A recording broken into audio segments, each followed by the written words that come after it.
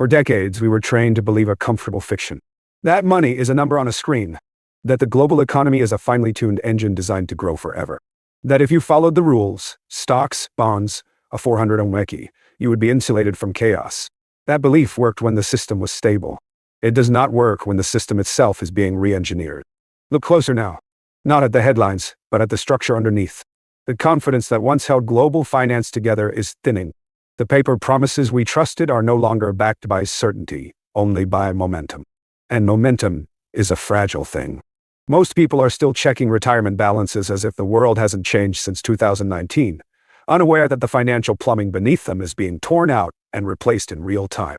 This is how major monetary shifts have always begun, not with a crash, but with denial. A quiet unease. A growing disconnect between what the numbers say and what reality feels like. Inflation pressures continue to grind purchasing power down, while industrial demand for critical resources tightens supply in places few are paying attention to. The map hasn't changed, but the edges are bleeding. We are approaching a historical convergence. Monetary stress, industrial dependency, and inflationary pressure collapsing into the same narrow corridor. This is not about fear. It's about awareness. Those who rely on headlines will react too late. Those who understand bottlenecks will see what's coming while there is still room to move. The strategic rebirth of the industrial middle layer. For over 50 years, America followed a dangerous illusion. We kept the profits and prestige, the blueprints and the brand names, while handing over the guts of our industrial power to foreign hands. We offshored the dirty work, the smelting, the refining, the high-heat, high-risk transformation of rock into power. Washington told us this was progress, that we didn't need furnaces or foundries anymore, that we could outsource the mess and still keep control. But that lie is collapsing. Today, when national security walks into the room, the old environmental excuses quietly exit. Because now it's clear, if you don't control the middle of the supply chain, you don't control anything. And Clarksville, Tennessee, just became ground zero in that awakening. What's rising there isn't just a zinc smelter. It's the first of its kind in over half a century, and it's built to handle silver and over a dozen other critical metals. It's not just a factory. It's a gate. And one of its major stakeholders is the Pentagon. Let that sink in. The Department of Defense isn't chasing quarterly profits. It's securing control. It's locking down choke points before the world turns truly hostile. Because when refining becomes a battlefield, the ability to deny access becomes more valuable than price. This isn't theory. It's strategic realignment. We're witnessing the rebirth of America's industrial core, because the government now sees what many on Wall Street still ignore. Access to metal, not cost, will define power in the next era. The days of cheap, global first sourcing are ending. We're entering an age of secure, friendly, and militarily aligned supply. And that changes everything. This isn't about ESG or feel-good narratives. It's about preparing for conflict. Not if, but when resource wars begin, the side that owns the middle layer wins before a single missile is launched. That's why this new facility matters. It's not just producing materials. It's drawing a new line in the sand. There will be two classes of metals in this new world: clean, trusted, American-aligned, and contested, politically toxic, risk-priced metals. The market knows it. Premiums are rising. Capital is shifting. And the game is moving from mines to refineries. If you're still focused on where the ore comes from, you're already behind. Mines extract. Refineries decide. And in the wars of tomorrow, those decisions will shape the battlefield long before the shooting starts. Watch the refineries. Because that's where power is consolidating now. To most people, silver is just gold's little brother, a shiny trinket that tags along in the shadow of something more important. But men who have lived through recessions, dollar devaluations, and rigged markets know better. Silver isn't just a commodity. It's a financial pressure valve. And it's been held down for decades by a rigged system of paper contracts and distorted ratios. At the center of that system lies the gold-to-silver ratio, one of the oldest indicators of real value in economic history. For centuries, nature produced silver at a ratio of about 9 or 10 ounces for every ounce of gold. But Wall Street's paper games have pushed that ratio to insane levels, 50 to 1, 80 to 1, even higher. According to analysts at Bank of America and other major institutions, we are now at the breaking point. This isn't conspiracy. It's math. When the last major silver spike happened in 2011, the ratio collapsed to 32 to 1. That alone would imply a silver price above $100 an ounce today.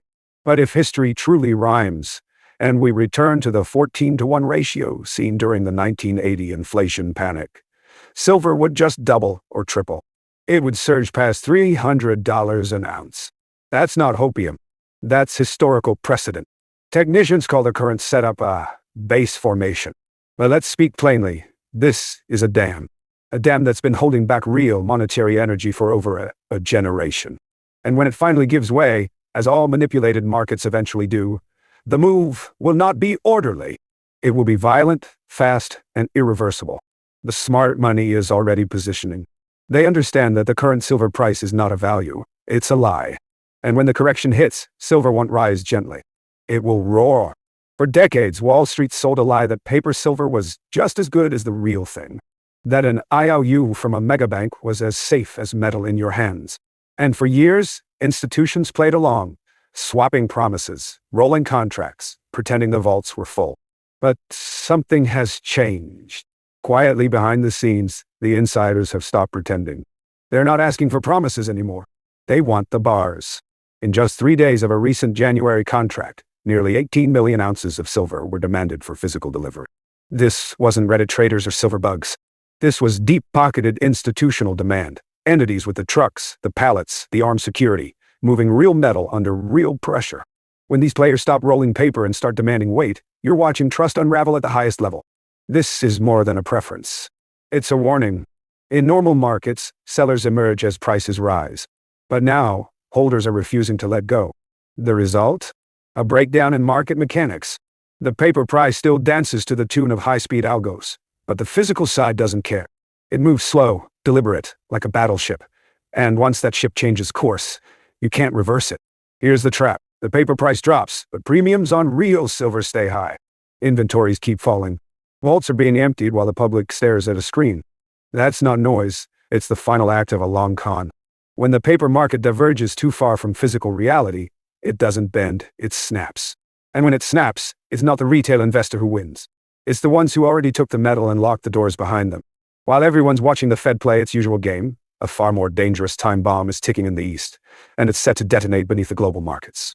For years, Wall Street's quiet fuel source has been the Japanese carry trade, a scheme where big money players borrow dirt-cheap yen, convert it into dollars, and go all in on U.S. stocks and bonds. It's been the hidden engine behind the endless rallies. But that engine is stalling, and fast. Inflation is finally forcing the Bank of Japan to do what it's avoided for decades. Raise interest rates. That single move flips the entire game. As Japanese rates rise, the yen strengthens, turning all those dollar-based loans into a financial trap. Paying them back gets more expensive by the day. And guess what? The big Asian banks aren't waiting. They've already bet over $60 billion on a collapse in the dollar and a surge in the yen. If that trend holds, the unwind will be violent. Margin calls will come fast. Forced selling of U.S. equities and bonds will begin overnight. The artificial calm in today's markets will break into panic. And while Wall Street tells retail investors to buy the dip, the insiders are quietly dumping into every bounce, preparing for a liquidity crisis they know is coming. The Japanese bond market is already flashing red. Yields are at highs not seen in decades, a clear signal that the Bank of Japan is behind the curve. But this isn't just Japan's problem. It's global. Our entire system, your 401k, your brokerage account, your pension, is addicted to Japan's easy money. And now the supply is getting cut off. Those heavily leveraged into tech stocks or concentrated positions are exposed. Deeply exposed. In the storm ahead, cash and short-term treasuries won't just be safe havens. They may be the only lifeboats left. This is not fear-mongering. It's math. And the clock is already ticking. We are running out of silver. Not in theory, in practice, in real time, right now. For 5 straight years, the global silver market has been locked in a structural deficit. This isn't a minor hiccup in logistics. It's a permanent imbalance driven by falling production and insatiable industrial demand. We're using more silver than we can physically pull from the earth, and there's no rescue plan coming. Here's what most people don't realize. Silver isn't mined like gold. Over 70% of the global supply comes as a byproduct, stripped out during copper, lead, or zinc mining. That means silver output doesn't increase just because the silver price jumps. Even if silver hits $50 or $100 an ounce, it won't magically bring new supply online. If a copper mine shuts down, silver supply vanishes with it, regardless of how desperate the market is. Production is already dropping. Some of the biggest miners in North America are struggling to keep output flat. Why? Because the easy high-grade ore is gone. We've been digging the good stuff for decades. Now it's deeper, harder, and exponentially more expensive to reach. Meanwhile, silver has become non-negotiable. The green transition, solar panels, EVs, high-efficiency electronics, AI systems, they all require silver. And they can't wait. This is inelastic demand. That means industry doesn't care what silver costs. They have to buy it anyway just to stay alive. And now, many of them are going straight to the source, cutting out exchanges entirely, locking in supply directly from mines or pre-refined stock. On top of that, the cost to mine each ounce of silver is exploding, thanks to inflation in diesel, labor, and machinery. That puts a hard floor on the price. You can't mine at $15 an ounce when your cost is $25. And opening a new mine? That takes a decade or more. So forget about a surge of new supply. It's not coming. So what happens next? When Wall Street money finally collides with industrial desperation, when vaults are empty, shelves are bare, and miners hold all the leverage, there's only one pressure valve left: price.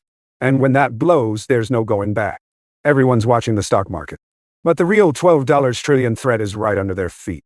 While mainstream media parades stock market highs, a silent crisis is building beneath the surface. A $12 trillion time bomb buried in American housing. For the typical American, 67% of personal net worth is locked up in their home. That's not diversification. That's a dangerous concentration in a single illiquid asset tied to interest rates and credit conditions that are now under siege. This isn't speculation. This is a pattern. We've seen it before, 3 times in the last 100 years. Before the Great Depression, during the savings and loan collapse, right before the 2008 financial crash.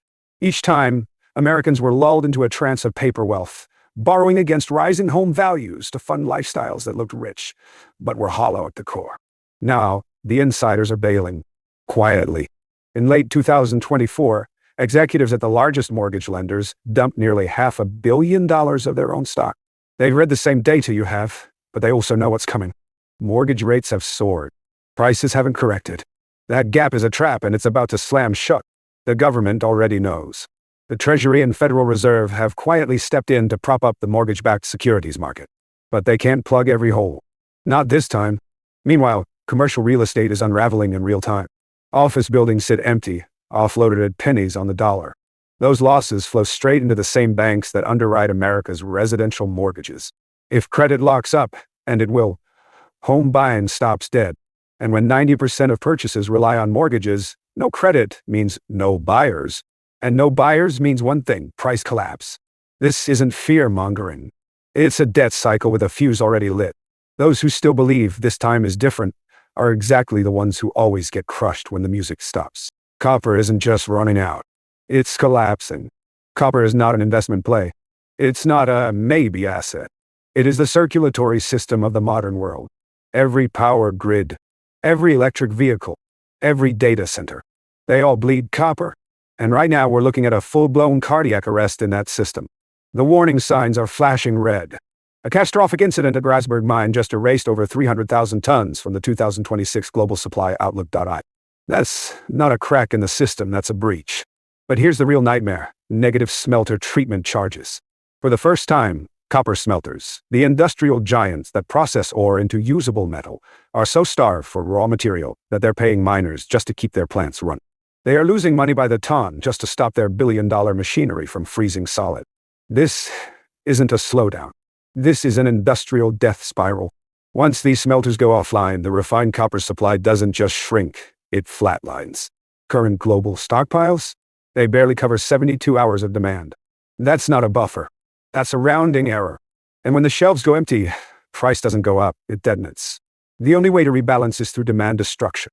Entire industries will be forced to shut down because there's simply nothing left to buy. And no, aluminum won't save us. You don't retrofit transformers or EV motors overnight. That takes years of re-engineering. Scrap metal. It's a temporary tourniquet, not a cure. You can't bandage over the loss of a mine like Grasberg. This is no longer about market cycles. This is a physical supply crisis, one with deep and irreversible financial consequences. Watch the exchanges. When they start rewriting rules and jacking up margin requirements, that's not strategy. That's surrender. It means the house is losing. And when the house loses, the rules change for everyone.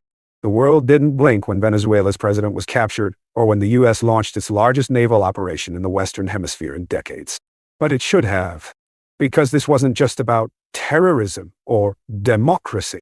It was about defending the last thing propping up U.S. global power, the petrodollar. By the end of 2025, Venezuela, sitting on the world's largest proven oil reserves, had removed the U.S. dollar from 99% of its energy transactions. Instead, it turned to Chinese yuan, crypto settlements, and debt swaps. Washington saw the writing on the wall and struck. Not with diplomacy, with warships. China, meanwhile, isn't just playing politics. It's laying the foundation for a new global order. Through systems like SIPS and Enbridge, Beijing is quietly building a payment architecture that makes SWIFT look obsolete. And on January 1st, 2026, they flipped the switch. The digital yuan became interest-bearing. That wasn't a feature. It was a financial weapon. 2 days later, the U.S. answered with military force. We're entering the endgame of a system born in 1971, the year the dollar was unshackled from gold and anchored to raw military force. That illusion of stability is now cracking. Real value is shifting back to the physical world: land, energy, metals. China and other Eastern powers aren't waiting around. They've been stacking gold and silver faster than at any point in modern history. They know what's coming. Even Washington is signaling the shift.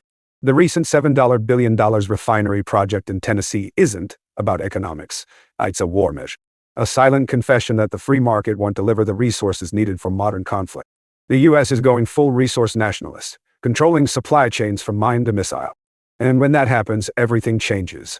We leave behind a world of cheap imports and enter one of hard choices and hard assets. We're not in a financial cycle. We're in a regime change. The old maps no longer work. Trade routes are being militarized. Currencies are being weaponized. The yen carry trade is a ticking bomb. Industrial plants are being reactivated under the radar. And yet most people are still watching stock tickers, missing the tectonic shift underneath. The truth? We are returning to a world ruled by scarcity. A world where whoever controls the copper, lithium, silver, and oil controls the future. Paper wealth will burn. Digital illusions will vanish. Only real, tangible assets will remain standing. And in a system that's turning predatory, you have to ask yourself, what will define wealth in the decade ahead? Because when debt dies, and it won't be a spreadsheet event. It will be a global firestorm.